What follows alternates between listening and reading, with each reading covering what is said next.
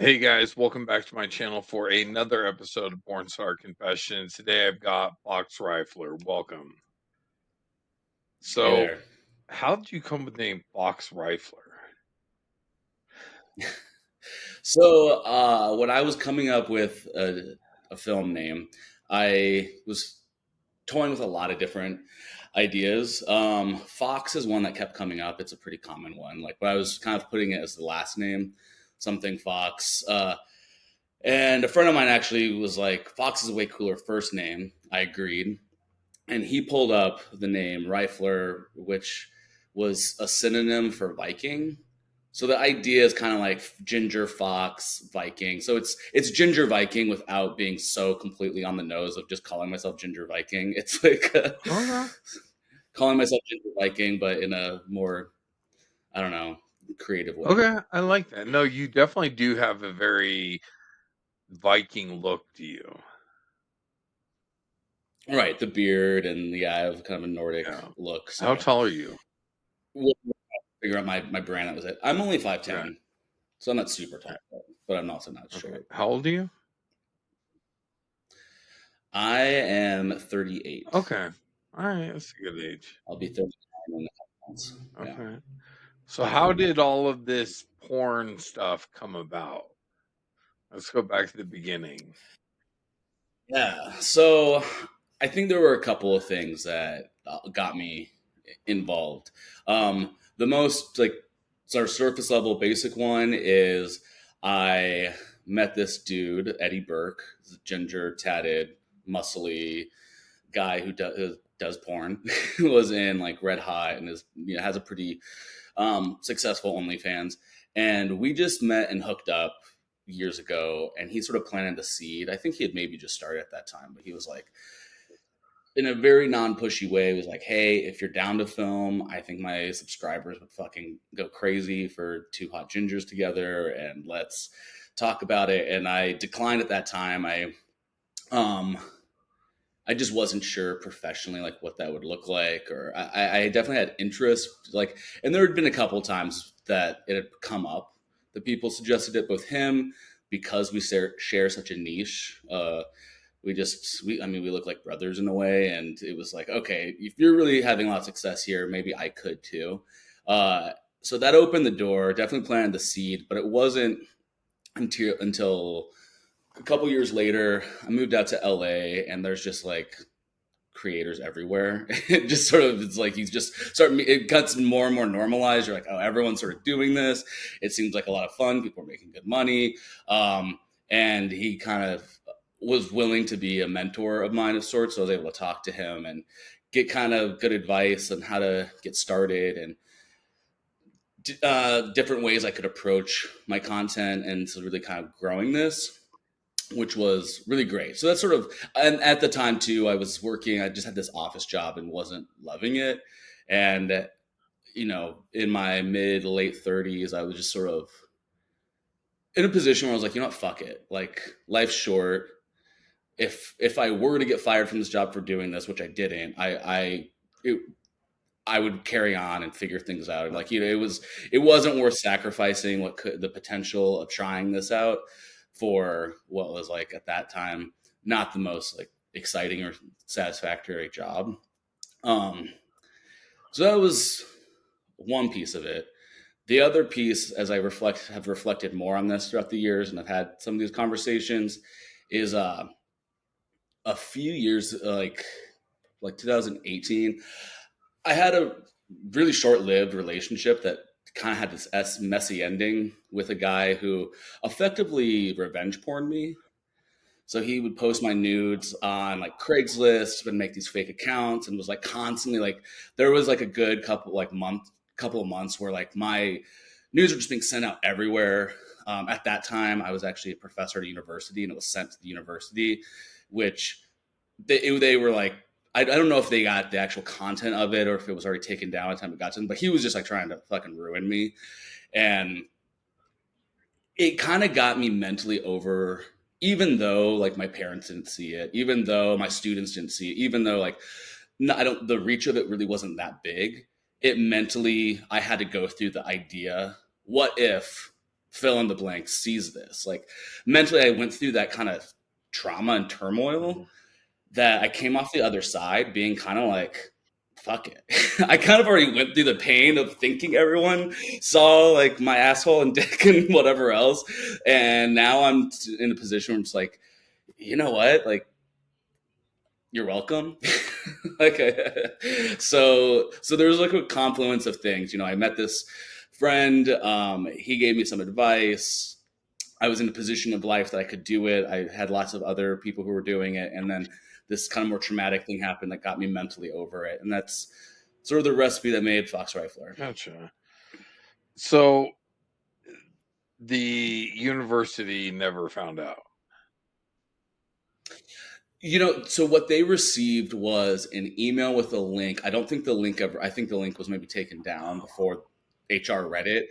And what they told me was they were actually really cool about it. My dean was like, there was an allegation with no evidence. We're not really taking it that seriously, but it's alleging that you're like soliciting sex from students and this and that. This was a college university. So she just gave me the policy, which effectively says like, don't fuck your students while they're your student. Like that's a conflict of interest in grading, but you're all consenting adults. There's nothing you can do about a 23-year-old college student and a 30-year-old professor dating or fucking or whatever else. So yeah, a little more flimsy. Like I mean, if I was like a high school teacher or something, he did that, he could have really done some damage. But it was nice that I think also maybe the tone of the email and stuff. They once I was like, okay, I have kind of a crazy ex, and I've been trying to keep this under wraps, but he's sort of out of control. They were really understanding and cool about that. You do know that revenge porn is illegal and it's a felony, right?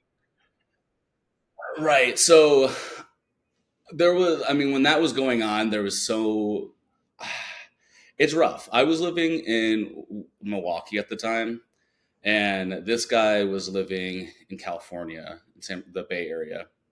Um, so there was like I was confused a bit on the like how the law is like being across state lines, what that looks like. I also just felt really sadly at the time like uncomfortable going to the Milwaukee Police Department and getting into the nitty gritty of this like gay relationship turned wrong and all these like hookup apps and things are like involved in it, and it gets kind of into the weeds of gay hookup culture and stuff in a way that I in retrospect I probably should have done more, but I figured I could just sort of like brave it. Yeah. No, the main reason I mentioned that wasn't necessarily for you. It was for the people watching, because Yeah. I've known a lot of people who are victim of that, and they don't even realize that A, it's illegal, and B, it's actually a felony. Like that's some serious shit. So if someone does that to you, you do have legal recourse. Absolutely. I'm sorry you went through but like you said, the silver lining was you got over that hump, and like you said, you face that shit.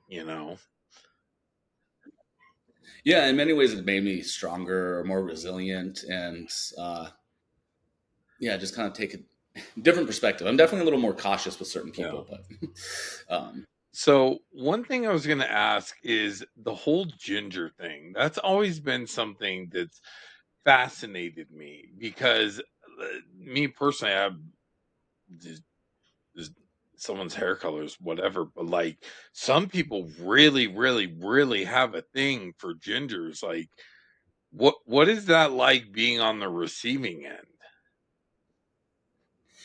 yeah, I mean it's rare. So and people, it's funny. Like there's sometimes it's fun to play with. I used to hate it when I was younger. When I was younger, it just bugged me, like feeling kind of tokenized or because it's othering, right? And so I think when you're younger, anything that makes you feel not a part of like the collective group is annoying. So even if people are nice, like you're a little kid and old ladies want to rub your red hair and talk about it, it's awkward. And then on the worst side, you're being picked on and made fun of because you look different. Um, and yeah, I think like there was always sort of the people who were super into it, And at first, that would weird me out because I was like, oh, I don't know. It just felt like a freak show thing, like because I think I didn't like it because it made me feel like it made me feel othered. And if you liked it, that's fucking weird on you. Um, but I think also culturally, there was a big shift. Like in the last 10 plus years, I feel like gingers have just become more mainstreamed hot. Like people are into. I don't know if it's like Prince Harry or like there was something that like happened where people at least are I mean, the biggest way you see this is there's guys who have like one red hair in their beard and will call themselves ginger online, and that was not the case 10 years ago. It would be anyone who was kind of auburn and ginger adjacent would like be like, oh no, I have brown hair, I have blonde hair. Like now people are trying to claim gingerness when they're not ginger, so there's something in that popularity. Um, but I mean, it's funny. It's just like some of it's bizarre. People get really excited about it. The amount of people who ask me about my pubes like right after meeting me is kind of insane. um, but yeah, but there's a huge market for it, and it's a rare thing. And I think because of that too, like there's certain lanes within gingerness that there's like specific markets for. You know, being like the beefy bearded ginger is something that's like a there's not a ton of us. Yeah, no, and I mean, from a purely like business point of view, the rarer something is, the more valuable it is, right? So, I mean, there's that. Yeah, so which works out for me. I mean, it's like so much in life. Like it's all the stuff that makes you different and unique really sucks growing up. And then there's something in your 20s and 30s that you're like, oh wait, no, this is my power. Yep. This is the thing that I have to offer the world. And it's not for everyone, but a lot of people will love it. And the people who really love it really fucking love it. So Yeah, no, I get that. So okay, like you go through the revenge porn thing, all of a sudden you're surrounded by content creators. I get all that. That's kind of like the storm's brewing. What was the straw that broke the camel's back where you're like, fuck it, we're doing this?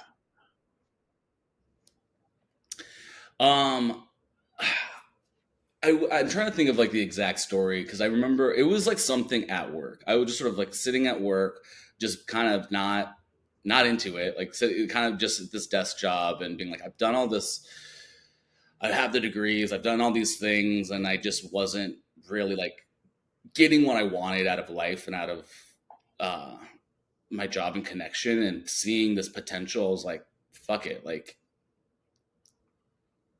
that question of like if this did unravel like worst possible scenario and you get fired from your job and it's this and your family find like all of that stuff, and I just was at a point in my life finally after kind of considering this for years before that I was like, I'm willing and ready to accept that at the because I would rather see what this opportunity can bring, and what doors it might open. And honestly, it's opened more doors than it's closed. Okay. What do you remember your first collab or scene? Oh yeah, yeah. My first collab was with Eddie Burke, and I remember just being super nervous. Learning the whole like boner performance anxiety thing was was fun, but luckily it was someone that I have played with before, and we were friendly, and he was kind of taking this mentor role, so it was like a really good first experience there. Um, and then right after him, I think my next one was uh, well, I'm trying to think of his stage name, Full Time Poppy, who at that time was huge, and it just kind of rolled up Uh-huh. there. So what were the differences between walking in to your first time? What did you imagine it would be versus what it actually was? Because everyone's got this idea in their head of, what porn is like, and reality tends to be something completely different. Yeah.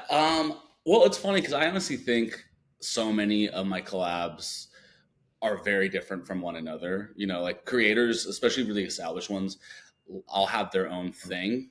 It seems. So I mean, after those first two collabs, for example, like Eddie likes lots of different shots. He has a bunch of different phones, and so it's multiple stationary shots, which also was my first editing job, which was good training because that's the most annoying type of editing to do when you have five stationary cameras and you have to decide which angle is best where, or like how much you want to duplicate a certain thing that happens or not. And then my second one was he put up one camera and I suggested using mine, and he was like, no. Like I have my one angle that I like, and I, have millions of people who go for it. And I'm like, okay. um, and I think I guess that would be the rule though, is I learned that there aren't rules in terms of I think that some people walk into content creating, they're like, okay, I have a plan and I need things should be, A, B, and C, and we need to have this set up. And a lot of it goes out the door. It's a lot more about personality, branding, and people can get away with so many different. There's just so many creators out there who just do very different things. Or some who literally will use the same angle over and over and over again, and it does wonders for them. Like Timothy Champagne, like it's like this. Like you scroll on his Twitter, and it's like it looks like the same video with different people over and over. It's like that's such a specific angle he likes to shoot at, and but he blows up. He is huge. And then other people like more diversity or changing that up. Some people only film with creators that look a certain way. I like to have more diversity, although I'm sure people would think that I have a type. But um, yeah, I don't know. It's just so different. I think there's no hard and fast rules, is what I learned. And I thought coming from like an academic background, I thought maybe there would be more clear uh, pathways and rules to sort of follow. And there's the more I do it, the more I find out that it's not. And um, it's hard work and also a lottery, basically. Damn. Dude, you just fucked up my whole view of porn. Shit. But like, even like, if you want to translate what you just said over to Hollywood, it's the same fucking thing. Like, you look at Jason Statham, he plays the exact same role over and over and over and over and over again, and we eat it up. It's the Yeah. same fucking character. Right. There's certain things in Hollywood that are total formula, right? That they can repeat over and over. And then there's others that don't work Huh? that way. And they have to be reinventing the wheel, and they have to be doing something a little different or rely on another element of their charm and personality that's not really replicable. You can't really replicate. Wow. Okay. All right. So let's say that you, not as a performer, let's say as a consumer, let's say you're watching a porno. What are you gonna watch? What are the scenes you fast forward to that you keep replaying over and over and over? Um, so I like really amateur stuff. I like stuff to feel real, as much as possible. So that's something that will get me going. And I mean, obviously, there's like certain things like whatever cum shots or that will bring me there. But I really like feeling like I'm seeing a real part of life as opposed to a performance or production. Um, and so that's kind of what I gravitate to. And sometimes that really lies into like the awkward undressing moments. You can tell people just kind of met and they're sort of feeling each other out, and there's like maybe a little apprehension there. Like some of that stuff will turn me on, even more than, or at least it really get me going and ready for the porn, for the real action. Oh, no, no, you're right. I think you're absolutely right, because my editor barely speaks English, and there have been times that he's left like something in that he probably shouldn't have, where it's like, I got like a leg cramp or something. It was like an awkward moment, But then I'll get DMs from people. They're like, "Oh my god, I love the fact that you left that in because it was much more real and relatable." And I'm just like, "Dude, that was a total mistake. That wasn't even me." But you're right. Right. Yeah. Like I always try to leave in, especially like right when we finish, there's usually some kind of like conversation back and forth. We're joking around. There's something that breaks the like, we're both out of our performing element, and we're just sort of fucking around and having fun. Um, and I like to keep some of that. Um, Agreed. Is there any position that you like to watch as a consumer, but you don't like to perform as a performer? Double penetration, Yeah. Okay. which I've never tried as a bottom, but even as a top, like it's just I think it's one of those things that it's a show pony moment. It's like it, yeah, Yeah. Okay, for those of you guys watching this, I'm guessing, correct me if I'm wrong, Fox, the reason why you don't like it is because as a top, when you're doing the double penetration, just imagine someone squeezing down on your wrist or your dick as hard as they can. It doesn't feel good. It fucking yeah, hurts. yeah. And I'm one of those tops who doesn't like. I, I don't like clinching or Mhm. super tight. I prefer a good ease of entry. And so some people are super into being into the tightest spot ever, but yeah, it's just, and also just contorting yourself. If you're laying there, it's not that hard, but if you're the one who's like having to stand on top of two people and figure out how to get your dick on top, like it, yeah, some of the sort of porn gymnastics, that, and also stacks are hard when you're like god when you're just like I guess it would be like reverse cowgirl, but you're kind of leaning Uh, back to where um you're just sort of stacked on yeah. top of each other. It's just hard. I'm too big for that shit. Like I've had a couple of people make me do that and I'm like, okay, I can give you 30 minutes of, of me kind of squatting over and trying to hold myself up before my thighs Yeah, just give no, out. reverse is one of my favorites to watch, but in person, like in private life, fuck no, I'd never do that shit. It's not Yeah. comfortable. It's not. No. I mean, if someone's really little and can do it easily, they're a little contortionist, like awesome. But the guys, me and the guys I usually am with, we're big Yeah. boys. So let's get back to what did you originally go to school for? So, um, it's funny. So I originally was in school for theater, but then I sort of switched that and got a degree in communication and pre-law, and then just kind of kept on the academic path, and then getting a PhD in communication with an emphasis of like health issues. Wait, PhD in communication with an emphasis on health issues. Right. So my dissertation was about HIV prevention counseling. So I talked a lot about the intersections of communication, stigma, health, identity negotiation, sort of.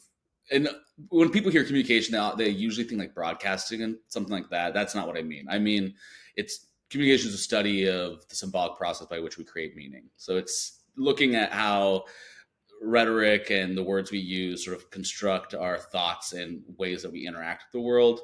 And so, you can create something like stigma about something like HIV that then impacts the ways that we respond to it. So things of that nature. Fascinating. Okay, well now I feel like shit for not introducing you as Dr. Fox Rifler, but uh, Yeah, which is the professor angle and the doctor angle is something that I've sort of played with in my content, but I haven't fully locked and loaded into that. dude, if I had gone, I mean, I'm working on my master's now, but if I had put in the work to get my PhD, you better bet your ass I'd be like, yeah, paging Dr. Jason. There, fuck no, I would let no opportunity go unseized. I do keep it on all forms, so it's nice when you go to the airport and they're like, "Welcome, doctor." Okay. But So, what'd you do after you got your PhD then? so I sort of went back and forth between public health and academia. So I was a professor for a while. I worked at some different nonprofits and state agencies in like the public health field. And now I've been able to sort of combine them into what I currently do, which is research for a health tech company. So, uh, what made you? So, when you were working at the university, you were teaching. Yeah, What made you? which that's something that I've sacrificed that I probably can't do again. Why? Oh, students will find your shit, and like it would be unless I sort of shifted my academic profile and was like a sex professor who leaned into it, which I could do, which people can do, right? So I was teaching like sociology, sexuality type classes, and was just open, and I would just have to be very open, be like, "Hey, I'm someone who does or did porn, and like this is sort of who I am," because students, it's interesting. Students, they're just like they have an obsession with their professors, and they will find your shit really quickly. And if you have some dirty laundry out there, it will. When I was teaching, for example, my social media was, I thought, really squeaky clean, and there was some picture that I was tagged in from like a party I helped promote when I worked at the AIDS Foundation. That was like, it's like a jockstrap picture, but I had no idea it even existed, and students found it and were passing it amongst each other, um, Jesus. and nothing came from that. But nowadays, if someone wanted to, you know, track me down, they could. And Yeah, uh, I don't know. I mean, as a student, I've never given two shits, but then again, I'm not in my 20s though either. So, right, it's the young ones too. Yeah, I think like older students don't care; they have their own life. But young, like fresh out of high school type students, I think there's like a mystique around some of their professors. They try to find them on social media. They try to figure out what they can about them, like gossip with each other. okay. Um, I mean, some are going to be better than others, but I was at like a small town university too, Okay. Gotcha. um, so yeah, didn't have much to do. But I just know, and just from other people who've been in adjacent fields or like have done, uh, whether it's porn or even just like, boudoir photos or something, like it can be touchy, especially if you're a really generalized professor. If that's your thing and you own it, but the students will use it against you if you don't own it. Gotcha. Um, Whereas in the real world and working with adults, like people aren't Yeah. as concerned. Gotcha. That makes sense. So, when, like, we had talked about when you first went into porn, you said you were at a job and it wasn't very, you're just kind of like, what job was that? Yeah, it was fine. Yeah, Which, it was. which Sorry, what job was was that? that? At that time, I was a manager of a prep program at a local health, like gay men's health provider here. Okay. So, would you say that health is the thing you're most passionate about? It's certainly kind of what I fell into. um, it's funny, thinking about my educational background too. When I did my master's, I actually wrote about porn. I was like the political power of porn, and that was my thesis. And I talked a lot about like Bruce LaBruce and some of the ways that porn has been used to, provide more of a statement than just something to get off to. And but when I got into my doctorate, I wanted to be more marketable. And so health was a way to still kind of have my lane in sex and sexuality, but have this thing that had more practical application, which I appreciate. But it's sort of, so definitely both sex and health. Okay, talk about your dissertation a bit more. I'm curious. The one about porn and politics, you said? Yeah. So I wrote about, and this was my master's thesis. Like I wrote about, are you familiar with Bruce LaBruce? He, he is an artist, pornographer who kind of likes to blur the lines between art and porn a lot. Um, I remember a quote from that was something like, "He's too arty for the porn world and too porny for the art world." So he likes to really straddle that line. He has like movies like Hustler White. I wrote specifically about the movie The Raspberry Reich Skin Flick, where he takes on really political ideas, whether it's like about fascism or extreme, like, so the Raspberry Reich's like about like an extreme leftist terrorist group. Um, but then there's like hardcore gay sex in them. So it's this movie, and it might be talking about like one of my professors when I had them watch it said like, I didn't know if I should take notes or jerk off, like it's that sort of thing. So it investigates all these like deep political issues, and has lots of like artistic quality that's beyond what you would see when you just like get on Pornhub. uh, but it's still unequivocally porn. There's cum shots, there's penetration, um, there's porn actors involved, like Francis Hogatz in some of his movies. Okay. Um, Interesting. So, yeah, if you could be doing anything for work, anything in the world, what would you do? it's a great question. I would love to be freed up. I do appreciate a lot about my current job, but I would like to be untethered and be a free agent more entirely, which is the great thing that porn and that income can offer you. Um, and ultimately, I think operating that world, like whether it's like go-going, porn, like just kind of being in that sort of performance space is something that I've always really enjoyed.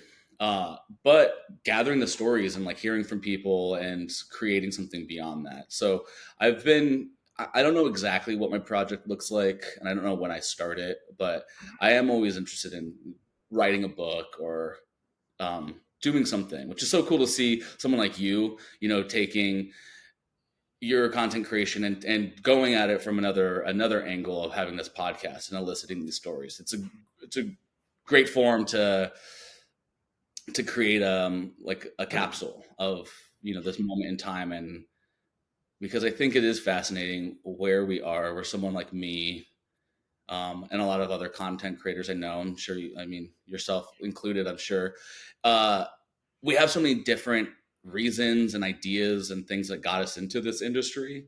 Whereas I think 20 years ago, there was a real, whether it's true or not, there was a real sense of who did porn.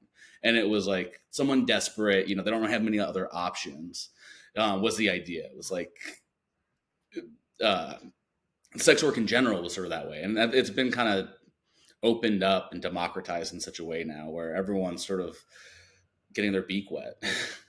Okay, when do you think that shifted though? Because I definitely think you're right. Because even if you go back, like you said, 20 years ago to like Jenna Jameson and all them, like the Yeah. vast majority came from like seriously broken homes, drug addiction, like they fit a very stereotypical mold. And that's what a lot of those preconceived notions are based on. But like you said, I mean, I've interviewed fucking NASA engineers, medical doctors, lawyers, all kinds of shit. Like, what?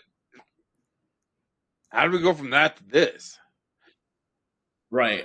I think there's probably a few things if we look at the history. Like I think yeah, going back, and I mean I remember like reading Jenna Jameson's book and being obsessed with like, and I still kind of am with that era of Pornstar because they really made the sacrifices. There's like I think his name's Dale DeBone, but there was like this big straight porn star who like couldn't be a nurse afterward. Like it was, there was such a stigma, such a huge like, if you do this, that's really, you're really putting yourself in a single lane. And so I think the world started opening up more to it.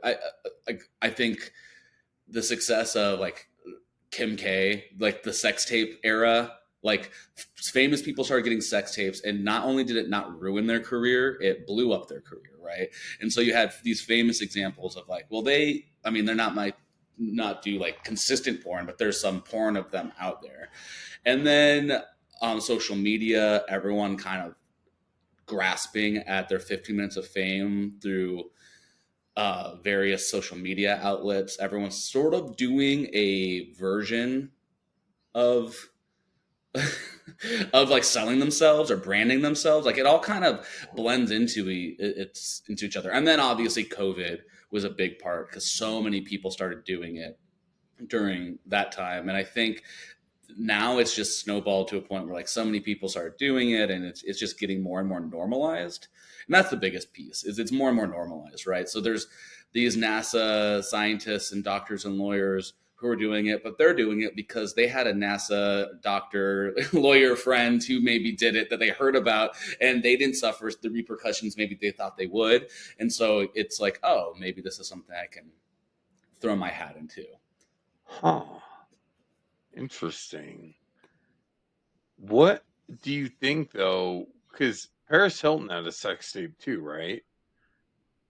Like what made Paris Hilton and Kim Kardashian sex tape different? Like what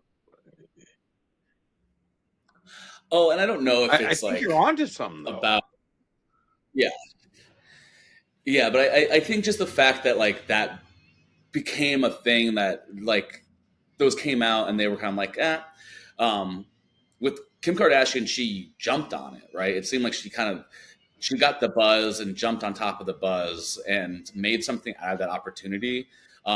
Whereas Paris was already pretty big at the time that hers came out, and I think it was more of a, they did the typical PR, like, oh, I'm so ashamed, I'm a victim that this guy dropped this, like there was more of that story. So I think that might have been a key difference. But it is fascinating, and it just sort of, I mean, that really in a way shifted the culture, because it just normalized the idea that people have sex tapes and that people are doing this and filming it, and then it can get out there. And if it can happen to the most rich, successful, and famous of us, like, Okay, but let me ask you something though, because a lot of politicians now are starting to jump on and hammer on porn and make it an issue and all this and that, which it sucks, but at the same time, I can kind of understand it. I'm not saying I agree with it, but I can understand it in the sense that before, just porn stars did porn. But now you've got people like you yeah, said, where their daughter's doing it, or their cousin's doing it, or their son, or their mom, or whatever, and it's all of a sudden, when it's the other mom at the PTA meeting, it's a lot harder to ignore, and then as a result, all of a sudden it starts getting unwanted attention, if you will. right.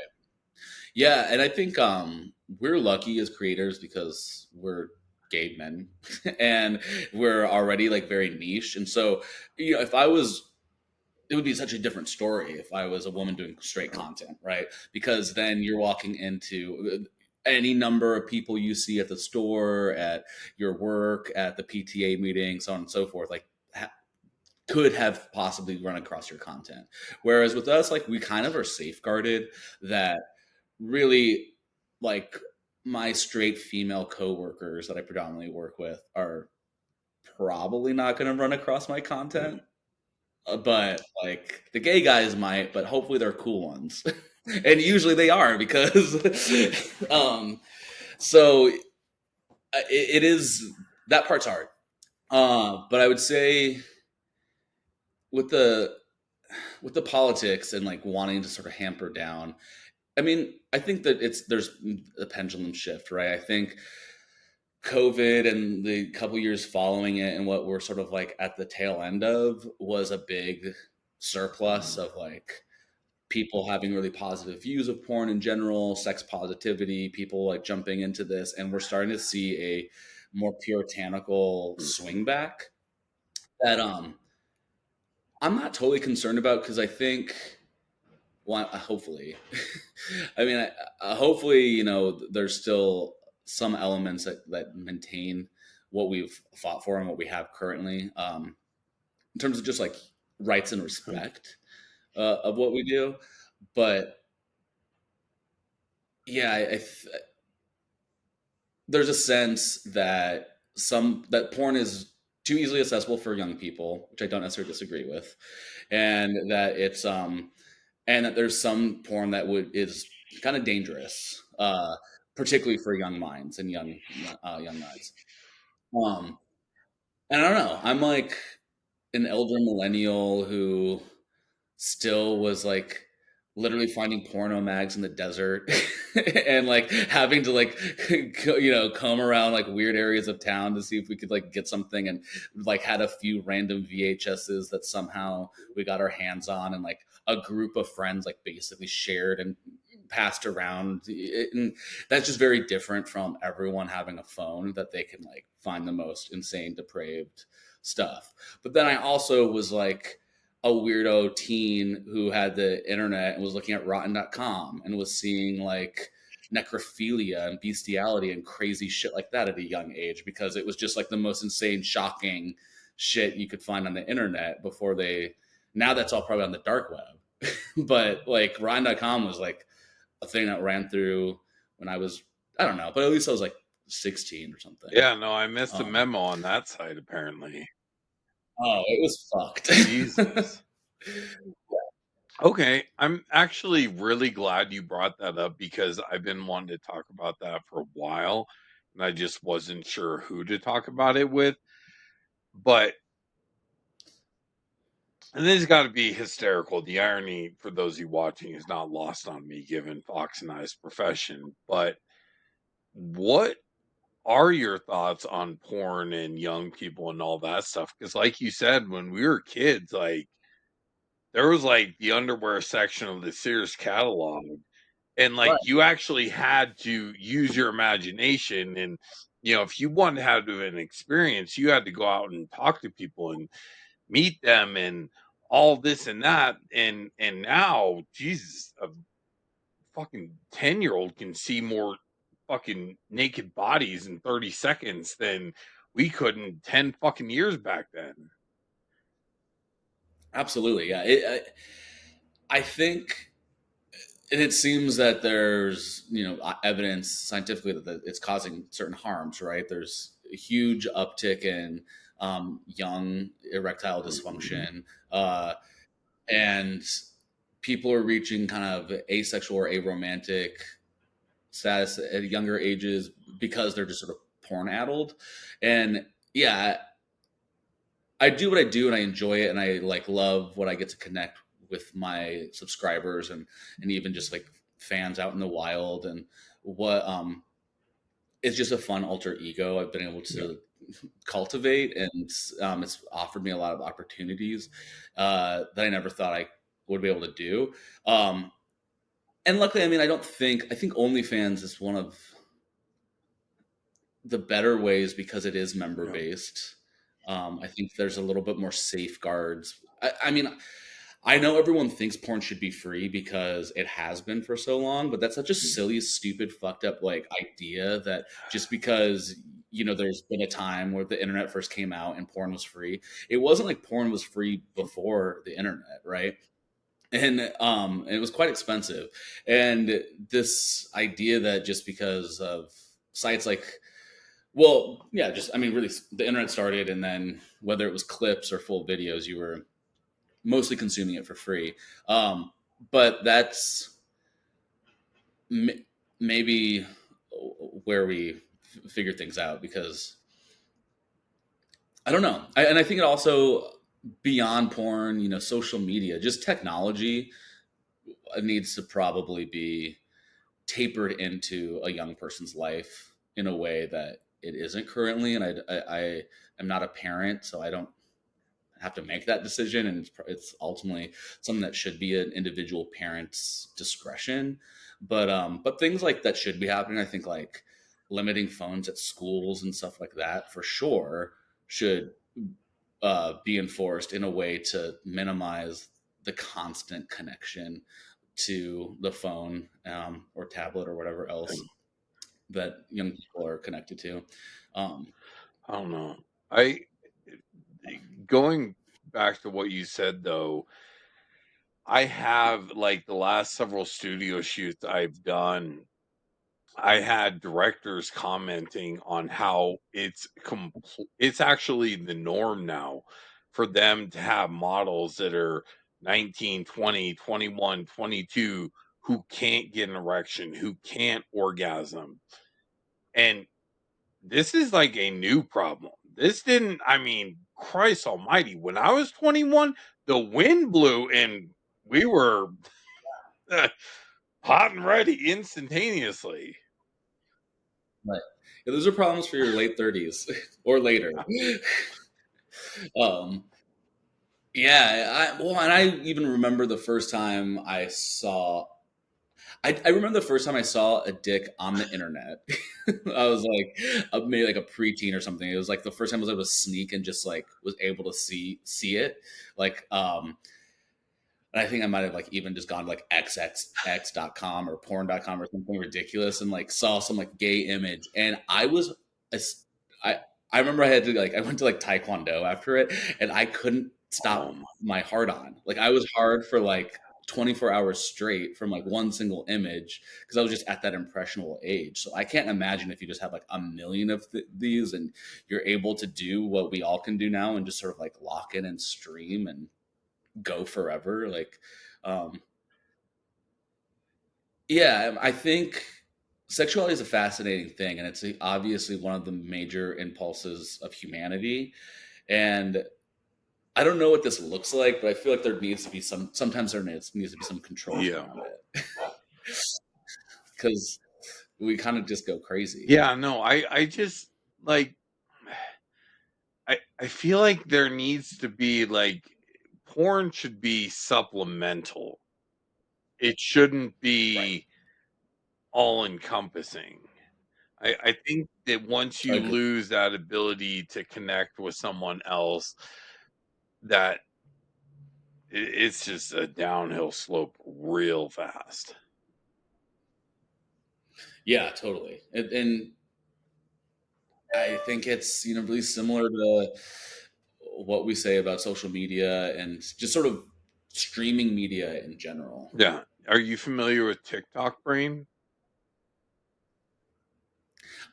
I've heard of it, Yeah, yeah. it's like basically that, and fuck, maybe that's definitely influencing part of my decision to do these interviews is because like they've noticed the trends of people aren't watching long form content anymore. They're not watching, Netflix or longer interviews on YouTube or whatever. It's all on the TikTok reels, it needs to be 60 seconds or less.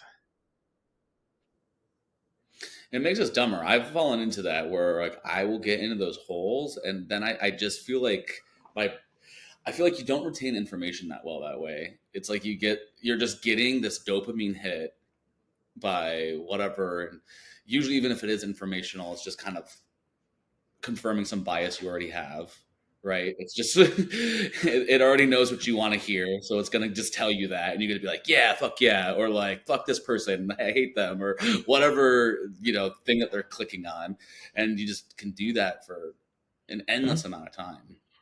You could literally scroll indefinitely, like indefinitely.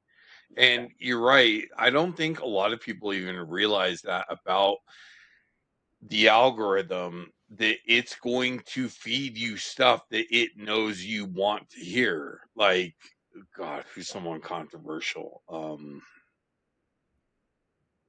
uh Andrew Tate, for example.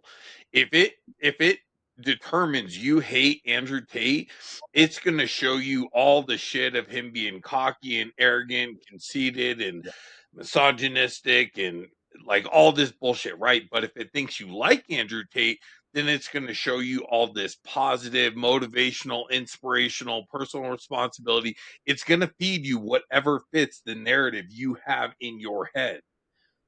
So then we think yeah, like, "Oh, how can everyone not like this guy? Or how can everyone not hate this guy?" Or it doesn't matter. Like fucking AOC, pick a politician, pick anybody.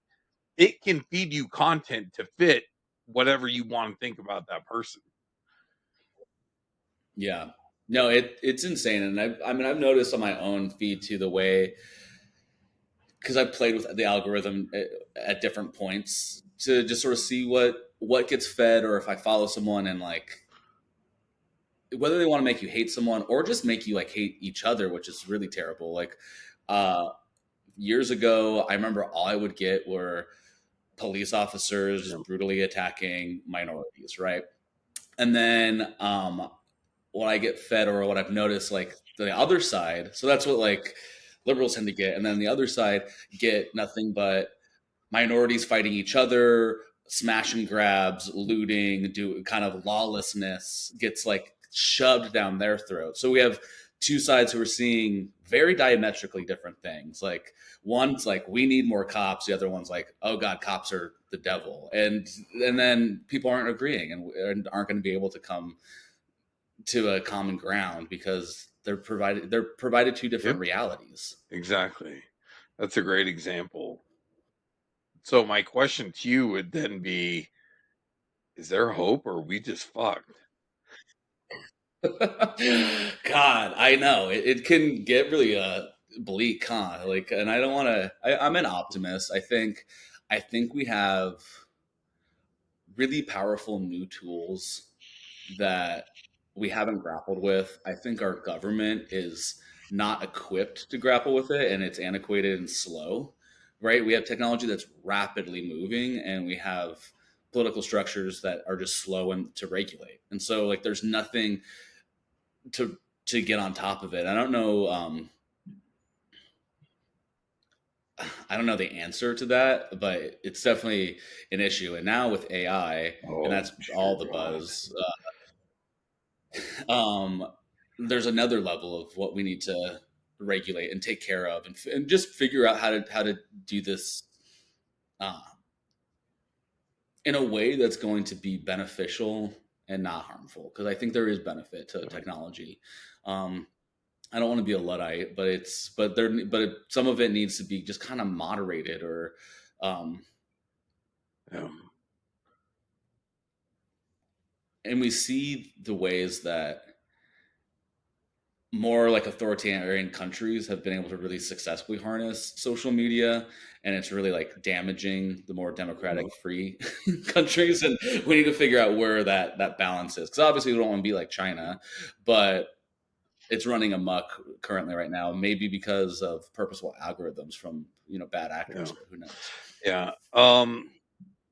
Okay. Question though about something you just said.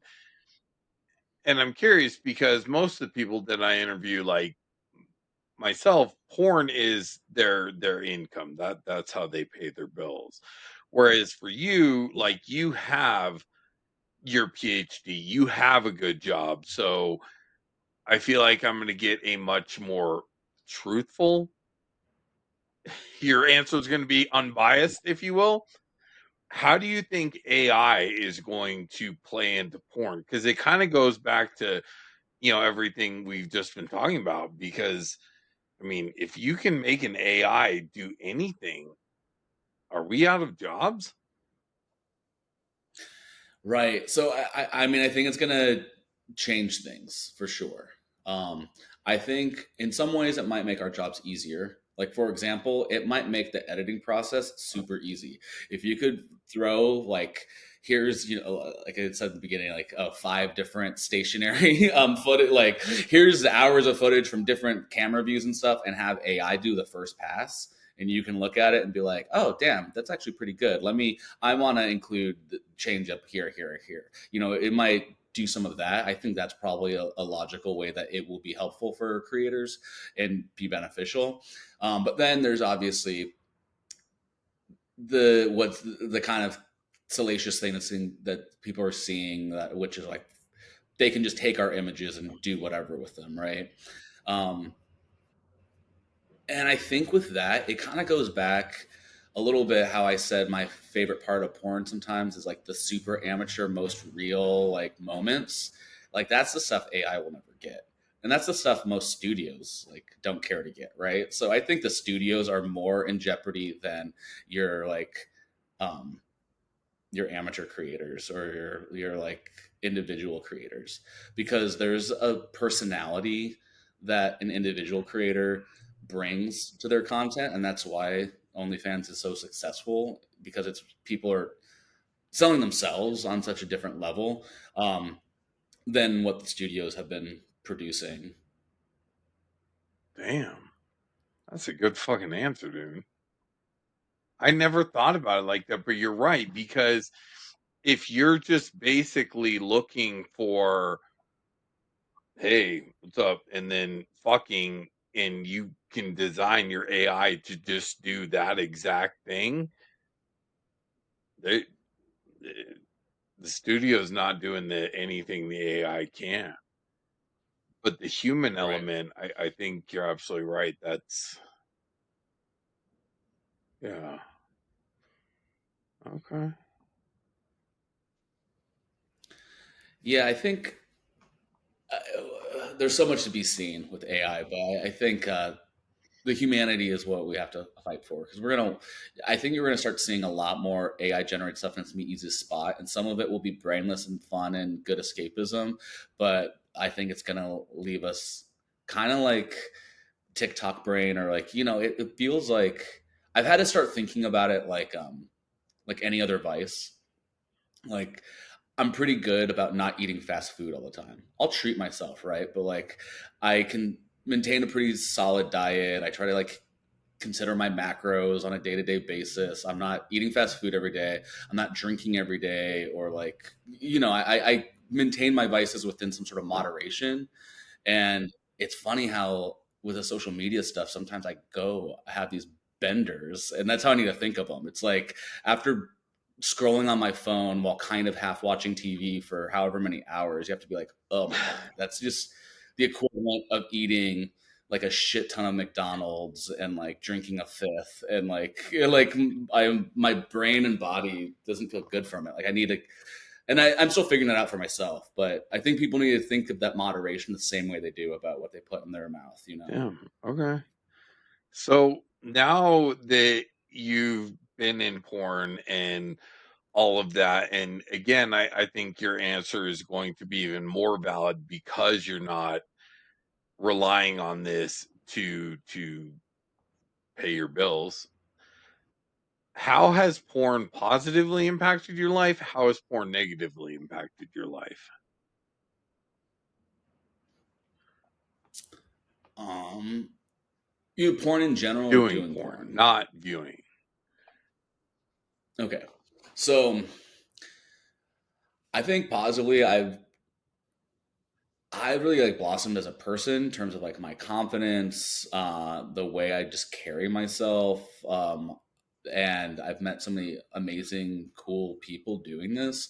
I've had a really positive experience doing porn. And I think part of that might be because it hasn't been my total bread and butter. Um, there was a time where I was like really trying to leverage that, or like look into that possibility, but just the way things have turned out in my life, like, I've had a primary job, and this has been the fun side gig that I probably enjoy more than the job. But but it's allowed me to be selective, or kind of like film with people who I have a good sense of, uh, and yeah, I've met great people. I think it's done a lot to just, in a way, and I think I came into it. I'm very thankful that I started porn like in my mid 30s.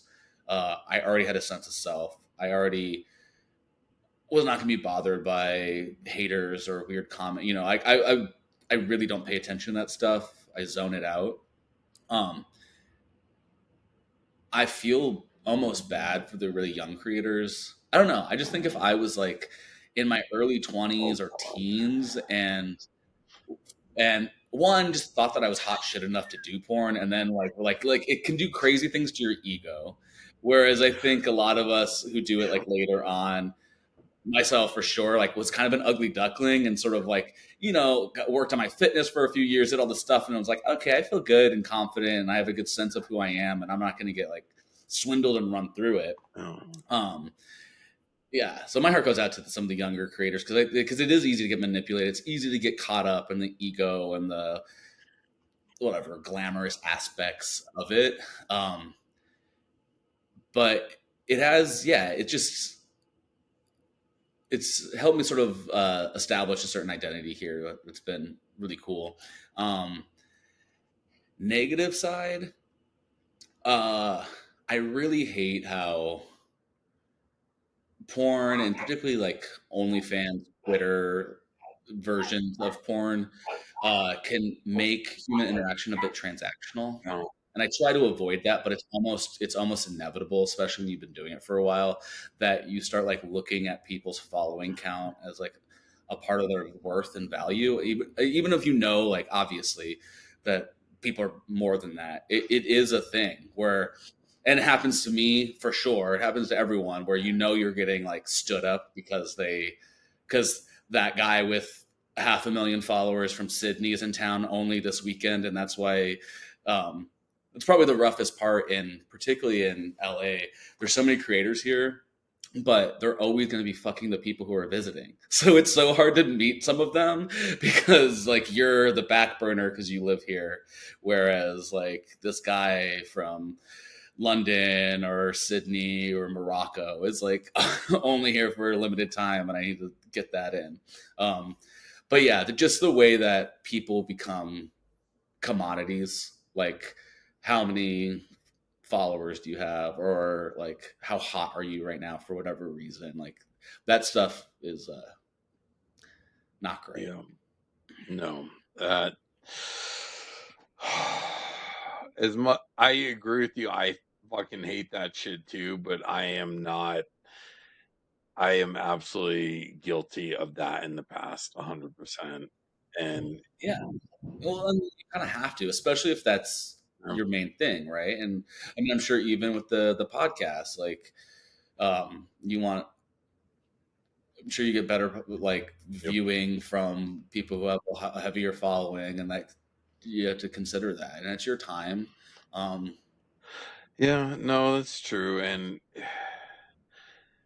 one question I have for you though is how did you become, and this is so fucking stupid, but how did you become so self-aware? The reason why I say it's fucking stupid is because that used to be pretty fucking common, but now it's super fucking rare.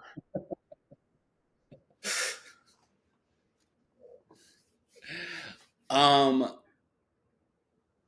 yeah, I mean that's a good question. I wonder what, and thank you for seeing me as a self-aware person. I like to consider myself that. I think all of my schooling, a lot of it was like deep in reflection, and so some of it comes with like education, particularly the type of education I was doing, which is really focused a lot on things like sexuality and identity and these concepts, and so that's a piece of it. But just um, I think also it comes with age. It's a bit of wisdom, um, and I've had a lot of life, a lot of different experiences and things that have happened. I think particularly in this uh, context, porn and putting yourself out there, your body out there. I was not. Yeah, I didn't really get into like fitness until my mid 20s. Like I kind of had an ugly duckling like story, and I was when I really got into it was when I was working my doctorate. Actually, a lot of people like go the opposite way. They get stressed Yeah. out and they eat a lot and they drink a lot. I was like, it was the one. It was my controllable. Like it was like all this chaos, all this stress, all these things are out of my hands. But this is the thing that's in my hands. Like I can go to the gym and like see results, and that was a big driver for me, which was great. But I also was really self aware at that moment. The ways people started treating me different, for better or worse, and like all of that. So I think that was a part of it. Just kind of living a lot of like life and having big different changes and sort of occupying various spaces in different phases of my life. Yeah. I guess. No, that all makes sense. And I think you're absolutely right too, like what you're saying about the positives with porn, how it's impacted your life is it just seems like now you kind of take it for what it is. You're like, yeah, I do this, and some people like my stuff, some people don't. It's whatever. but you also understand that had you experienced this when you were younger, yeah, probably wouldn't have been the best idea, Yeah, so I don't know. totally. And I've occupied like I never have gone like mega viral. I have a good following. It's great supplemental income, but it's not it's nothing wild. And I think it would have been different too if I was one of these like I've had friends like they skyrocket. Something happens and then they skyrocket, and that's hard to Yep. maintain. And that I could imagine that that would really suck when you go from making like over 20K a month and that starts to dwindle. um, that there's a little bit more.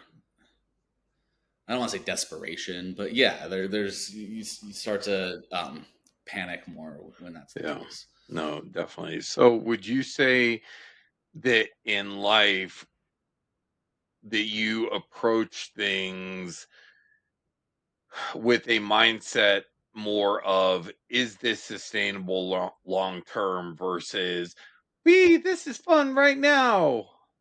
See what I'm getting at? Yeah, no, yeah, no, I definitely I'm wildly pragmatic, and so even starting this, like I knew like a part of it was like this is going to be fun for now, and obviously porn, it's like very few people have long careers doing that. So of course there's a time frame in there, but I immediately was like, how would I can I publish? I could publish academic articles or like do this kind of study or write a book that would focus on these elements. Like I was already thinking about like what that could look like. So yes, I'm going to enjoy the fun.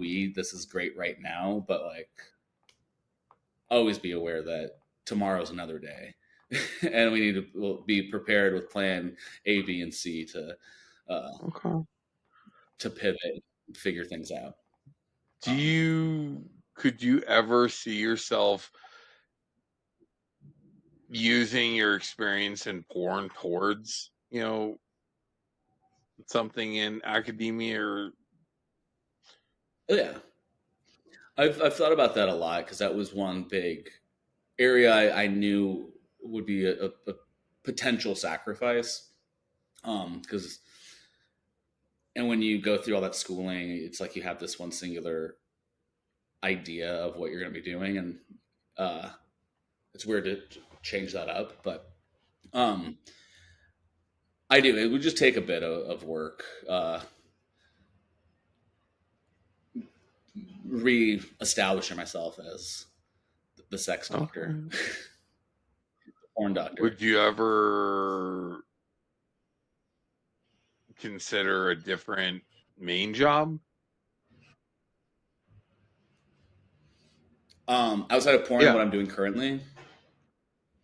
Like maybe, Um, like you were saying, professors could do it if they owned it and, you know, I don't know, for sure. If I could work that out, but I think that would come from I would have to have some time to really have some creative pursuits, and some intellectual pursuits, which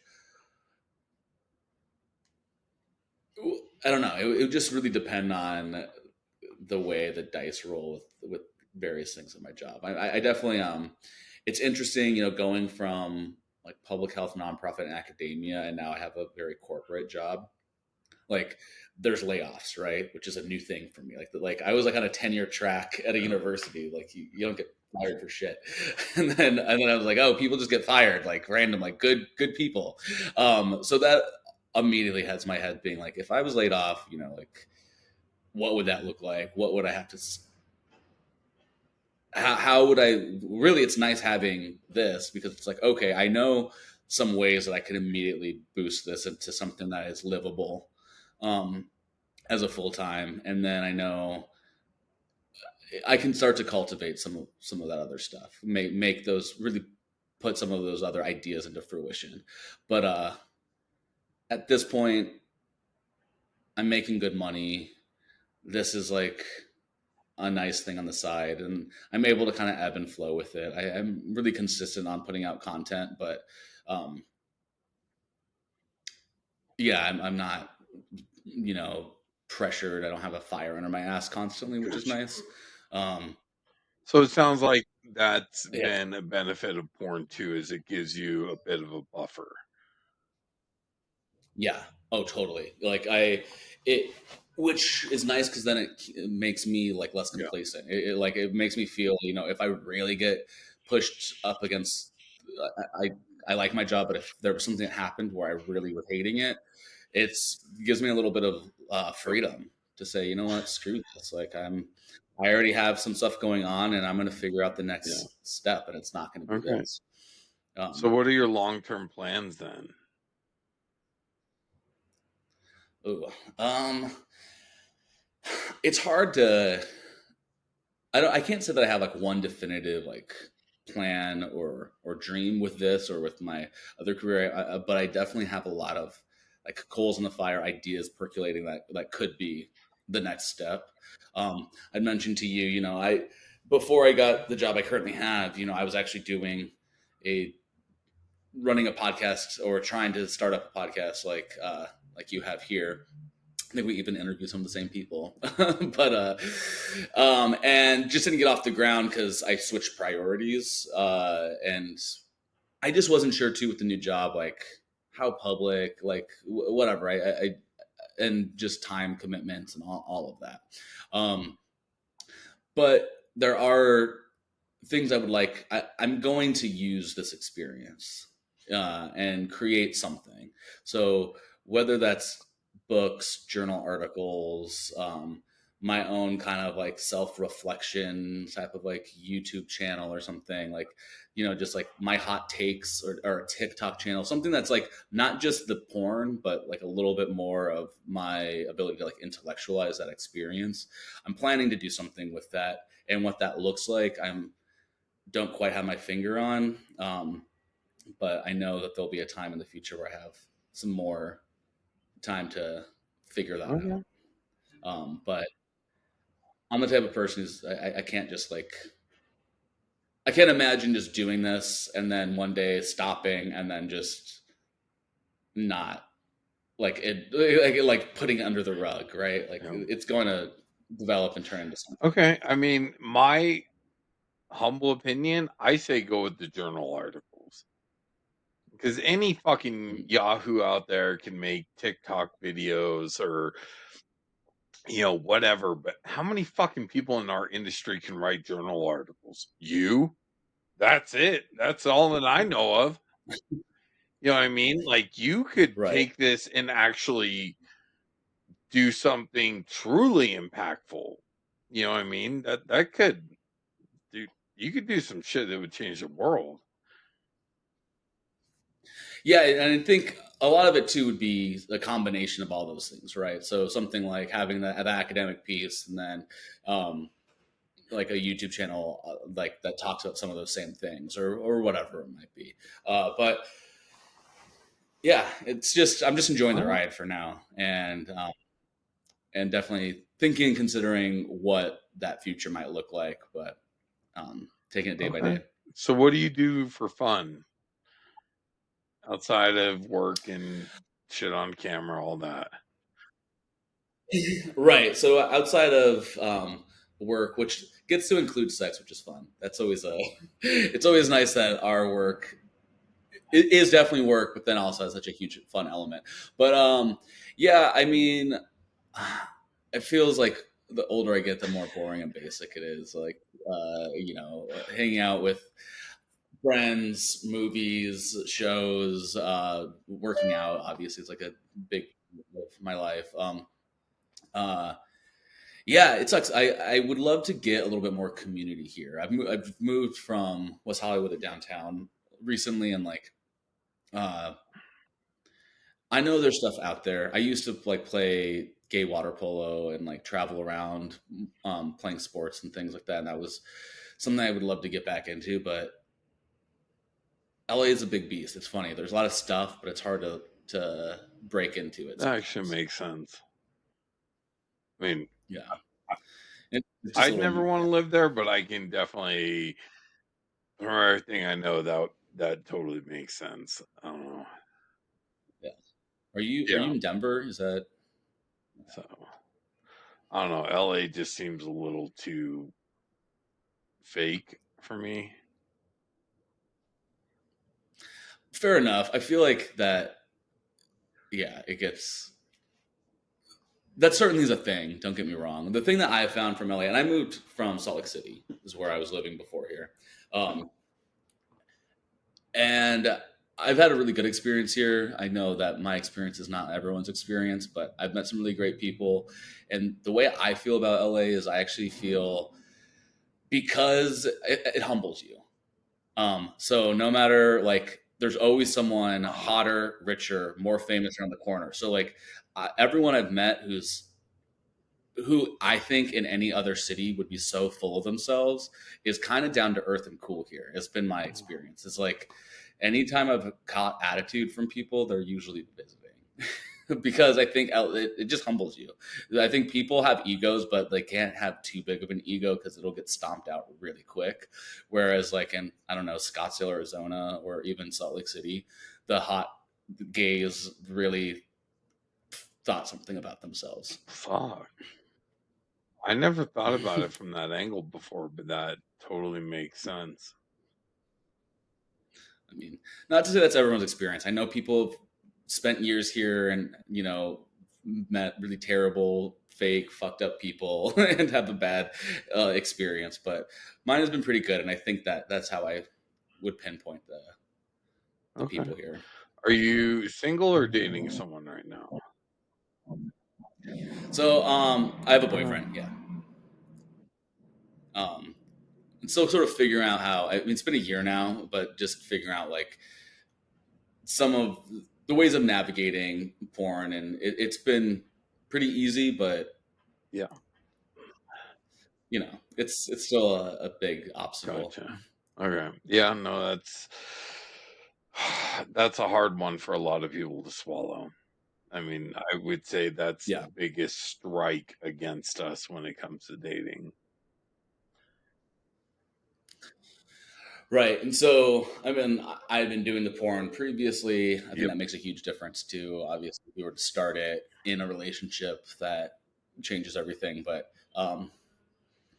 yeah, if anything, like I kind of slowed down for a while. It's like we've kind of gone back and forth Okay. of um, what the content has looked like. But Okay. So I ask this to everyone. If you could have sex in only two positions for the rest of your life, no cheating, what two are you picking and why? wait, so topping or bottoming? Because Answer for I'm both. verse. Answer for both. What? Um, I mean, truly, like the two positions exist. Like, well, oh, now that I'm in my personal life, truly, it's like the three major positions are really what I go to, like doggy, missionary, and Right. sitting on someone or having someone sit on me, right? Um, so probably doggy and Okay. missionary. I mean, those are like the tried and true. Like, they they hit different spots and get the job done. I think other positions are great. Like I really love fucking from the side, for example, but it's just not as practical all the But you time. can't beat missionary. You can't. Okay. Yeah, All right. yeah, like being able to stare, yeah, make out, stare in someone's eyes, if it fits Yep, right. Yeah. absolutely. Okay. So, last question is everything you've done, everything you've seen, everything you've experienced up to this point in your life, if you could give the people watching one and only one piece of advice, what would it be?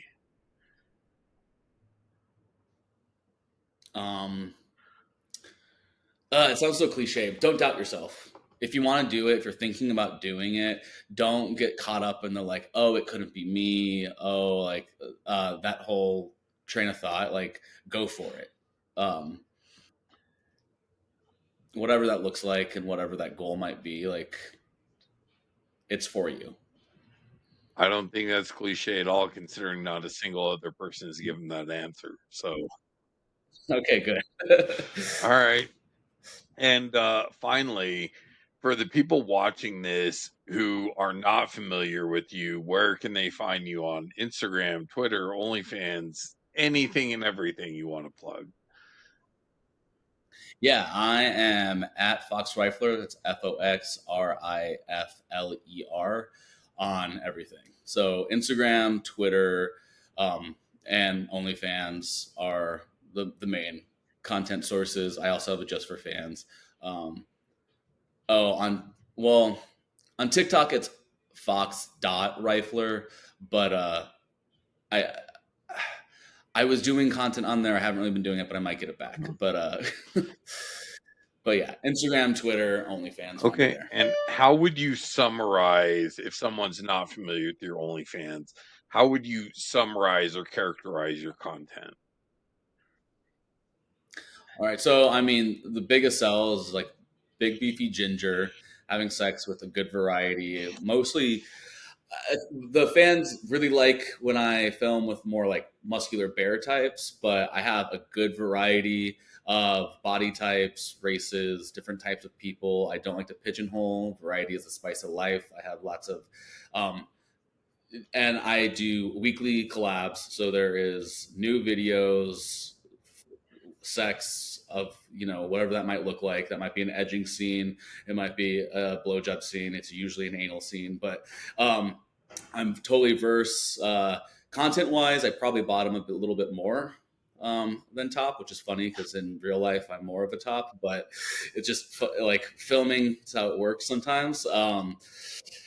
So yeah, so fully verse weekly uh, collaborations as well as more regular interaction and content drops during the week, and Mhm. yeah, I like to mix it Okay. up. Awesome. Um, Fox, don't go anywhere. I will link Fox's Instagram below since that's the only thing YouTube will let me link. I really hope that you guys enjoyed this video, and I hope you guys all have an absolutely amazing week. Thank you. Hey guys, just wanted to say thank you for watching this video. And if you did really enjoy it, I just wanted to mention there are two ways that you can help to support this channel. On the right side, there are three little dots. If you click those, there is a super thanks button. And on the left hand side, there is a join button where you can join this channel. There are three different tiers of memberships. The top tier does actually allow one-on-one messaging with me via Discord, and I personally answer that. It is not a service. That's just, both of those are ways that you can help support me as a content creator in this channel. I mention this because YouTube is by far the thing that I enjoy doing the most. It's the thing I'm most passionate about. And unfortunately, a lot of the sexual videos, the porn star confessions, the Dom sub, all that stuff, it is not monetized due to the nature of the videos. But either way, thank you so much for taking the time to watch this. I hope you guys all have an absolutely amazing week. I love you all.